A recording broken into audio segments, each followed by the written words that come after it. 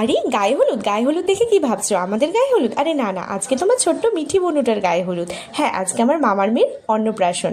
তো সেখানেই আমরা সবাই চলে গেছিলাম। এই যে ও প্রথম আজকে মুখে ভাত দিল, আমি সমস্ত ভিডিওই তোমাদের সঙ্গে শেয়ার করব। তার আগে আরাধ্যার অন্নপ্রাশনের মেনুটা চলো জানা যাক। তো প্রথমে ভাত, গরম গরম মাছের মাথা দিয়ে ডাল আর গরম গরম বেগুনি পড়ে গেছিলো। তো আমি একটু লেবু চটকে নিয়ে গরম গরম ভাত ডালের সঙ্গে বেগুনি দিয়ে খেয়ে নিয়েছিলাম। খুব সুন্দরই ভালোই লাগছিল। তো তারপরে ছিল এঁচোড় চিংড়ি। এঁচোড় চিংড়ি খেতে তো সবারই ভালো লাগে, আর এখন সবে সবে উঠেছে তো আরও টেস্টি লাগছিল। এঁচোড় চিংড়িটা বেশ ভালো লেগেছিল বলে আমি দুবার নিয়ে নিয়েছিলাম। এঁচোড় চিংড়িটা দিয়ে অনেকটা ভাতই, বেশিরভাগ ভাতই খাওয়া হয়ে গেছিলো, পেটটাও ভরে গেছিলো। কিন্তু তারপরেই তো চলে এসেছিল আমাদের বাঙালির প্রিয় ভেটকি মাছের পাতুরি। তো পাতুরি দিয়ে তো খেতে খুবই ভালো লাগছিল, সে পাতুরিটাও খুব সুন্দর হয়েছিল, মাছটা ভীষণ নরম হয়েছিল। তো তার জন্য পাতুরিও কিন্তু দুবার করে নিয়ে নিয়েছিলাম। আমি আর শুভ দুজনেই দুবার করে নিয়ে নিয়েছিলাম পাতুরিটা।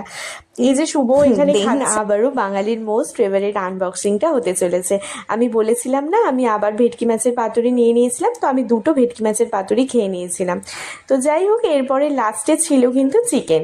তো আমরা সকলেই চিকেনের লেগ পিসটাই নিয়েছিলাম, আমিও এখানে চিকেনের লেগ পিস নিয়ে নিয়েছিলাম। তো লাস্টে আস্তে আস্তে আমরা চিকেনটা দিয়ে ভাতটা মেখে খেলাম, বেশ ভালোই লাগছিলো। চিকেনটাও খুব সুন্দর হয়েছিল, ঝাল ঝাল, আর মাংসটাও বেশ নরম হয়েছিল, খেতে ভালো লাগছিল। তো আর আমি ভাত নিইনি, মাংসটা দিয়ে ভাতটা খেয়ে নিয়েছিলাম অল্প করে।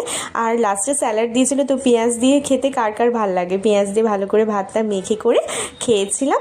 লাস্ট পাতে ছিল চাটনি, পাঁপড় ছিল, কমলাভোগ আর কালাকাঁদ। আমি কমলাভোগ নিইনি, আমি কালাকাঁদ নিয়ে নিয়েছিলাম, শুভদীপ কমলাভোগ নিয়ে নিয়েছিল। এরপরে ছিল মিষ্টি দই আর পান। তো পান খেতে খেতে চলো দেখা হবে নেক্সট ভিডিওতে। আমার ভিডিওটা যদি ভালো লেগে থাকে অবশ্যই লাইক করে দিও, আমি বাকি ভিডিও অবশ্যই শেয়ার করে দেবো। চলো টাটা।